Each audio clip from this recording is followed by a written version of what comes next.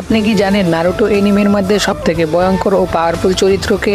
অনেকে বলে Madara Uchiha, এবং সত্যি বলতে সেটা ভুলও নয়। মাদারার শক্তি এতটাই ভয়ঙ্কর ছিল, যখন সে ইন্টারনাল মেক্সিকো শারিঙ্গান আর পরে রিনেগান পায়, তখন পুরো পৃথিবী যেন তার হাতে খেলনা হয়ে যায়। তার সুশানো এত বিশাল আর শক্তিশালী ছিল যে পুরো শিনোবি এলিয়েন্স একসাথে লড়েও তার সামনে দাঁড়াতে পারেনি। ভাবুন তো, হাজার হাজার নিনজা একসাথে লড়েছে, কিন্তু মাদারা একাই তাদের ধ্বংস করে দিয়েছে। কিন্তু এখানেই শেষ নয়। যখন মাদারা হলো 10 টেলস চিনচুরিকি, তখন তার শক্তি চলে গেল একেবারে গড লেভেলে। তার গতি আর জুৎসু আর চাকরা ছিল সীমাহীন। অনেকেই ভেবেছিল এবার তাকে কেউ আর হারাতে পারবে না, কিন্তু ঠিক তখনই যুদ্ধের আসল মোড় ঘুরে যায়। কারণ নারুটো আর সাসকি পায় 6 পাওয়ার প্যাথ।